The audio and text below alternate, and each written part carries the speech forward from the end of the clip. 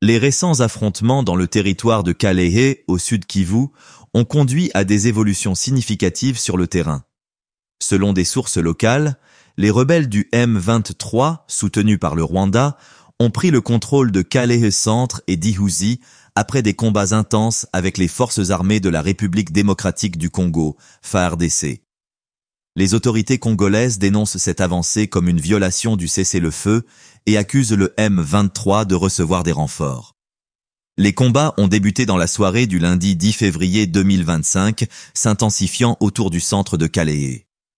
Des bombes sont tombées sur des habitations civiles au village de Muhwagwere, situé à environ 1 km d'Ihouzi, provoquant la panique parmi la population locale le 12 février.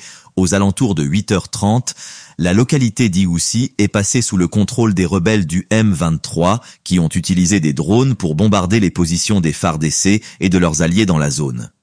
Face à cette offensive, les forces armées congolaises se sont repliées vers la localité de Kasheke, mais les affrontements se poursuivent entre Ihouzi et Kalehe Centre-là, prise de ces localités par le M23, représente une menace directe pour des zones stratégiques telles que Kalehe, Kavumu et l'aéroport de Bukavu, situé à une trentaine de kilomètres de la capitale provinciale du Sud Kivu.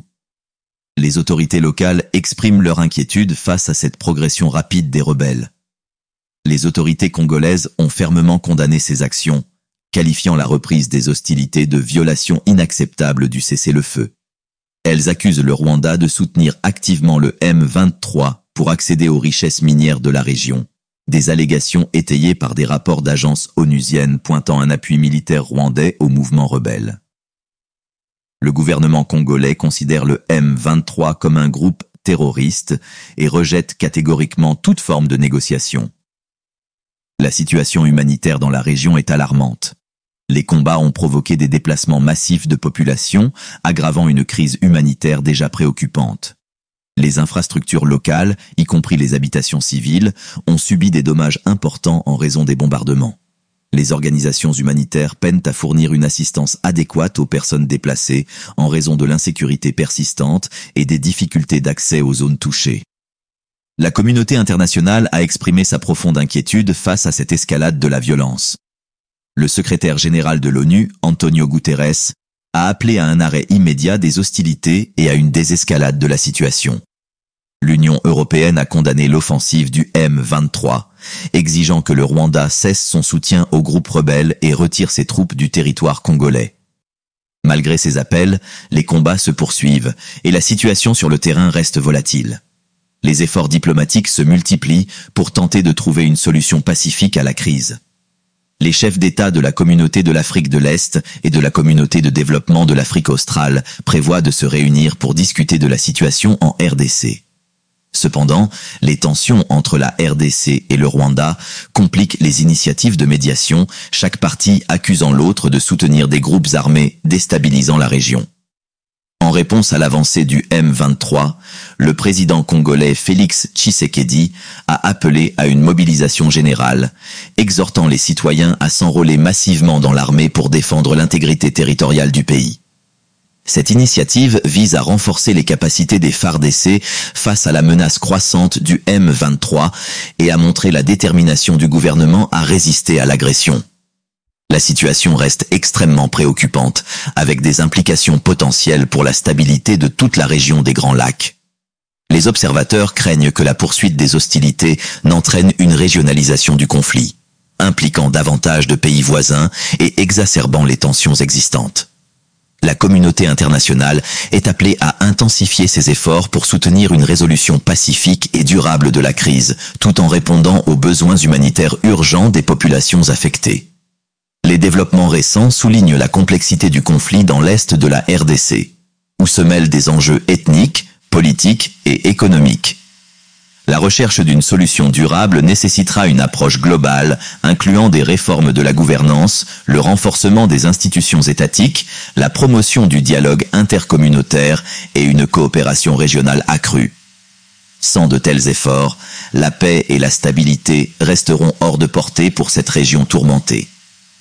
En conclusion, la reprise des attaques du M23 dans le sud Kivu et la prise de contrôle de localités clés comme Calais Centre et Iousi illustrent la fragilité de la situation sécuritaire en RDC. Les accusations de soutien rwandais au M23 ajoutent une. Depuis plusieurs années, la République démocratique du Congo, RDC, est le théâtre de conflits armés impliquant divers groupes rebelles, dont le mouvement du 23 mars, M23. Ce groupe, actif principalement dans l'est du pays, a récemment violé le cessez-le-feu unilatéral qu'il avait annoncé le 3 février. Cette décision intervient alors que les tensions persistent entre le gouvernement congolais et les rebelles, mettant en péril la stabilité de la région. Contexte du conflit. Le M23 est une rébellion composée majoritairement d'anciens soldats congolais qui s'étaient mutinés en 2012, accusant le gouvernement de ne pas respecter les accords de paix signés en 2009. Soutenu à certaines périodes par des forces extérieures, notamment le Rwanda selon plusieurs rapports de l'ONU, le M23 a mené plusieurs offensives contre les forces gouvernementales congolaises, capturant des localités stratégiques dans le Nord Kivu. Malgré plusieurs tentatives de négociation et des pressions internationales, le groupe continue d'opérer dans l'est de la RDC. Violation du cessez-le-feu. Le 3 février, le M23 avait annoncé un cessez-le-feu, affirmant ne pas avoir l'intention de capturer Bukavu ou d'autres villes importantes. Toutefois, cette déclaration s'est révélée être un leurre, selon les autorités congolaises, car les combats ont repris peu après, entraînant la prise de nouvelles localités par le groupe rebelle. Cette avancée a exacerbé les tensions avec le gouvernement de Kinshasa, qui considère que le M23 agit sous influence étrangère et cherche à déstabiliser la région.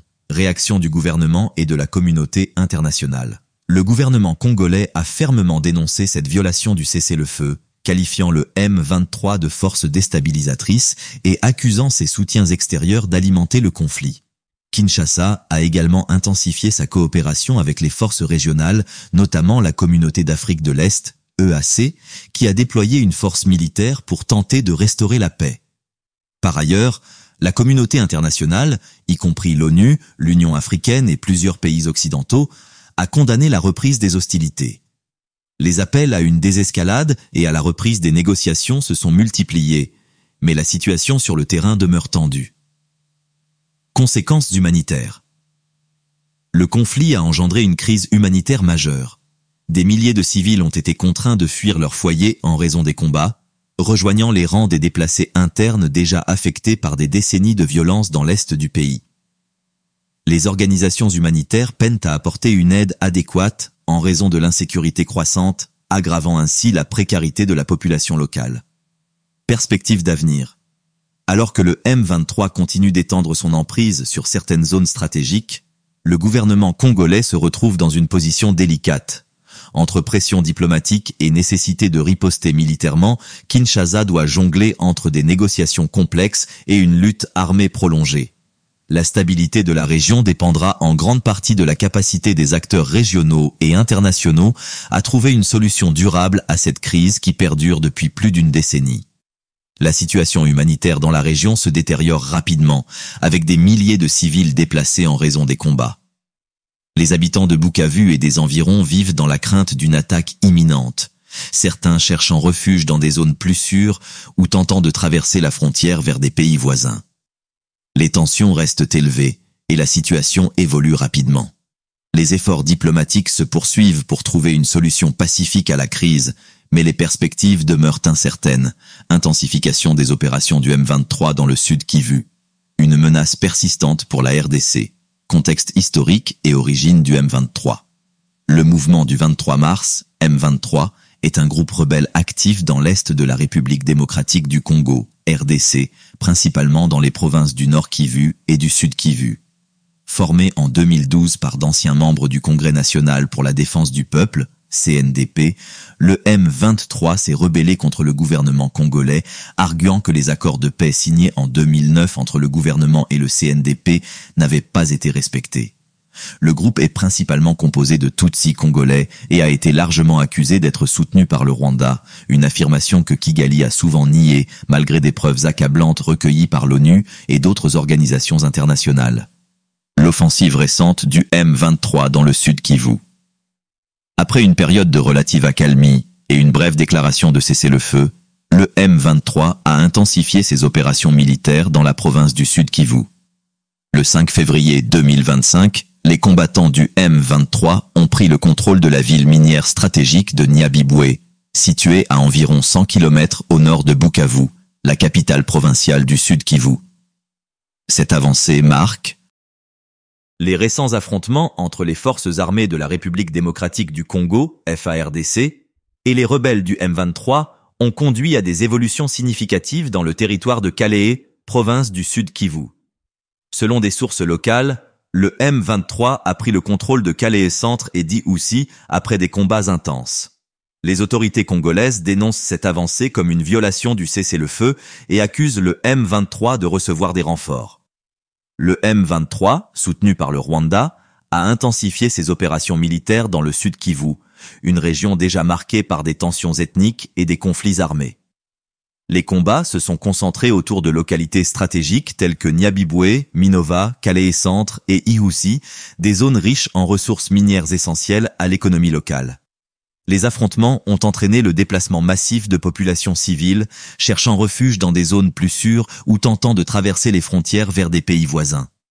Les autorités congolaises ont fermement condamné ces actions, qualifiant la reprise des hostilités de violation inacceptable du cessez-le-feu. Elles accusent le Rwanda de soutenir activement le M23 pour accéder aux richesses minières de la région. Des allégations étayées par des rapports d'agences onusiennes pointant un appui militaire rwandais au mouvement rebelle. Le gouvernement congolais considère le M23 comme un groupe terroriste et rejette catégoriquement toute forme de négociation.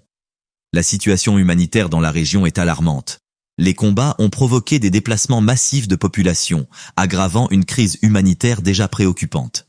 Les infrastructures locales, y compris les habitations civiles, ont subi des dommages importants en raison des bombardements. Les organisations humanitaires peinent à fournir une assistance adéquate aux personnes déplacées, en raison de l'insécurité persistante et des difficultés d'accès aux zones touchées. La communauté internationale a exprimé sa profonde inquiétude face à cette escalade de la violence. Le secrétaire général de l'ONU, Antonio Guterres, a appelé à un arrêt immédiat des hostilités et à une désescalade de la situation. L'Union européenne a condamné l'offensive du M23, exigeant que le Rwanda cesse son soutien aux groupes rebelles et retire ses troupes du territoire congolais. Malgré ces appels, les combats se poursuivent et la situation sur le terrain reste volatile. Les efforts diplomatiques se multiplient pour tenter de trouver une solution pacifique à la crise. Les chefs d'État de la communauté de l'Afrique de l'Est et de la communauté de développement de l'Afrique australe prévoient de se réunir pour discuter de la situation en RDC. Cependant, les tensions entre la RDC et le Rwanda compliquent les initiatives de médiation, chaque partie accusant l'autre de soutenir des groupes armés déstabilisant la région. En réponse à l'avancée du M23, le président congolais Félix Tshisekedi a appelé à une mobilisation générale, exhortant les citoyens à s'enrôler massivement dans l'armée pour défendre l'intégrité territoriale du pays.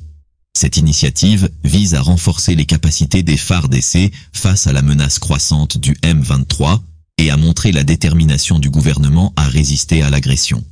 La situation reste extrêmement préoccupante, avec des implications potentielles pour la stabilité de toute la région des Grands Lacs. Les observateurs craignent que la poursuite des hostilités n'entraîne une régionalisation du conflit, impliquant davantage de pays voisins et exacerbant les tensions existantes. La communauté internationale est appelée à intensifier ses efforts pour soutenir une résolution pacifique et durable de la crise, tout en répondant aux besoins humanitaires urgents des populations affectées. Les développements récents soulignent la complexité du conflit dans l'est de la RDC, où se mêlent des enjeux ethniques, politiques et économiques.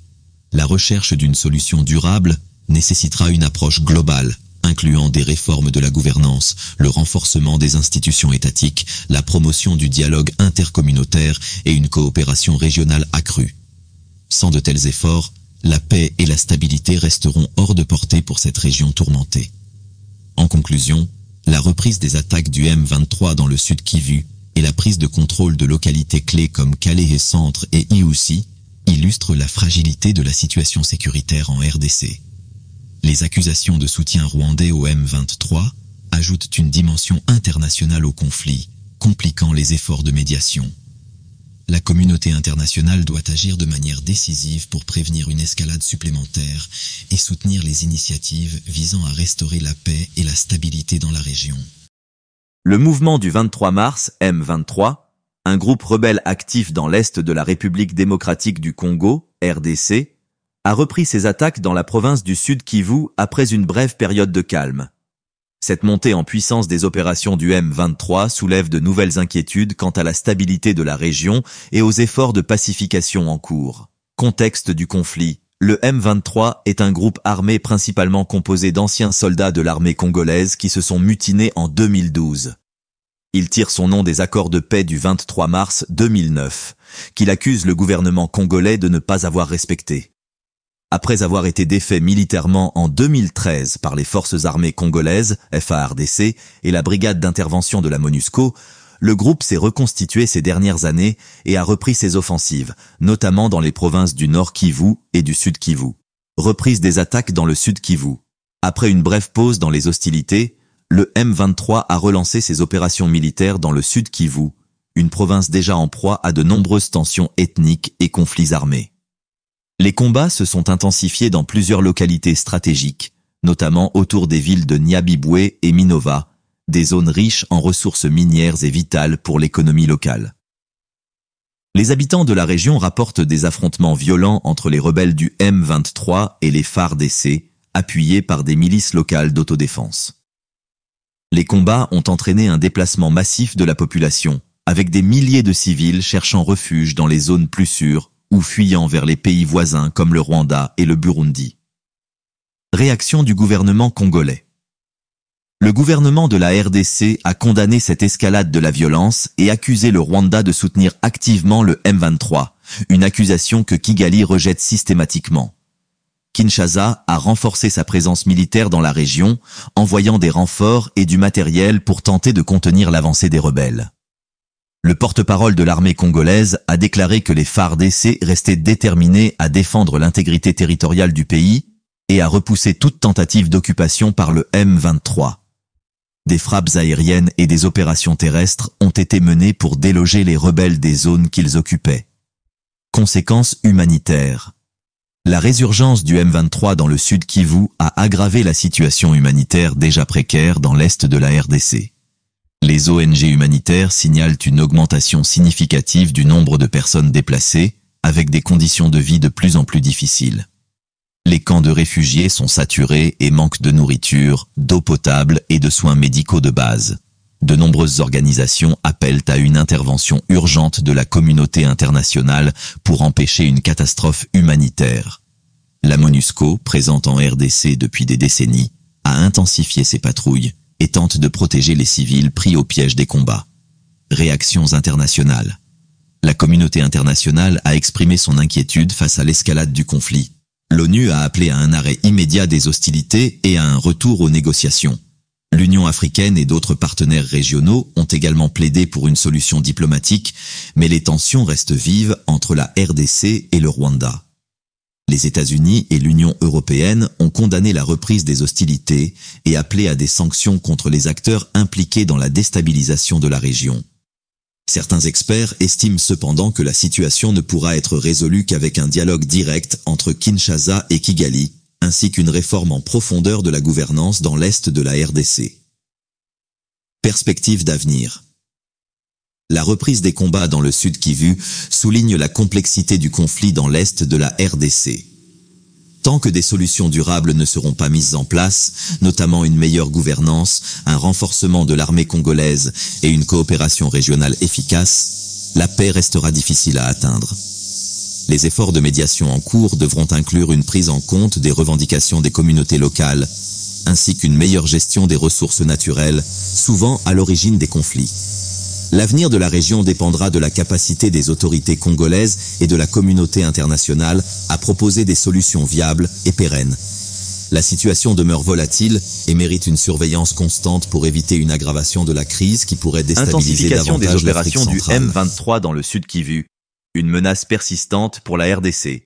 Contexte historique et origine du M23. Le mouvement du 23 mars, M23, est un groupe rebelle actif dans l'est de la République démocratique du Congo, RDC, principalement dans les provinces du Nord Kivu et du Sud Kivu. Formé en 2012 par d'anciens membres du Congrès national pour la défense du peuple, CNDP, le M23 s'est rebellé contre le gouvernement congolais, arguant que les accords de paix signés en 2009 entre le gouvernement et le CNDP n'avaient pas été respectés. Le groupe est principalement composé de Tutsis congolais et a été largement accusé d'être soutenu par le Rwanda, une affirmation que Kigali a souvent niée malgré des preuves accablantes recueillies par l'ONU et d'autres organisations internationales.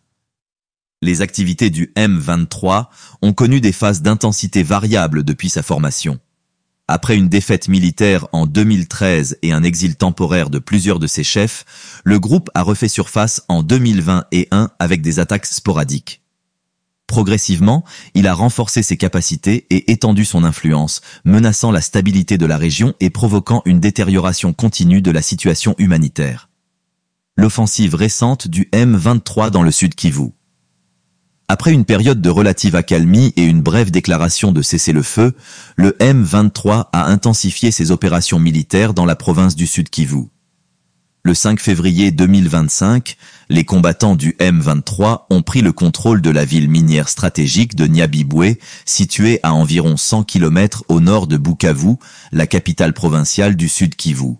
Cette avancée marque une extension significative de leur territoire d'influence qui était auparavant principalement limité au nord Kivu.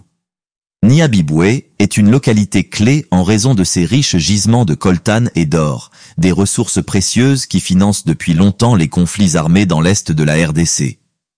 En prenant le contrôle de cette ville, le M23 pourrait renforcer ses capacités financières et prolonger son insurrection en exploitant ses ressources naturelles. D'autres localités voisines ont également été la cible d'attaques coordonnées, obligeant les populations à fuir et provoquant une insécurité généralisée. Les forces gouvernementales, bien que mobilisées pour contenir l'avancée du M23, peinent à endiguer la progression du groupe rebelle. Soutien du Rwanda et réactions internationales. Le gouvernement congolais accuse le Rwanda de soutenir activement le M23 en lui fournissant des armes, des renseignements et un appui logistique.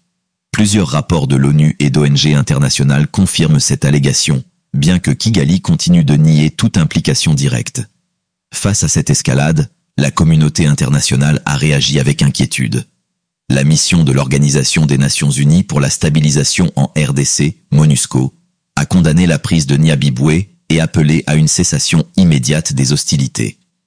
Les États-Unis, l'Union européenne et l'Union africaine ont également exprimé leurs préoccupations et ont exhorté les parties à revenir à la table des négociations. La communauté de l'Afrique de l'Est, EAC, qui joue un rôle central dans la médiation régionale, a organisé plusieurs rencontres diplomatiques pour désamorcer la crise.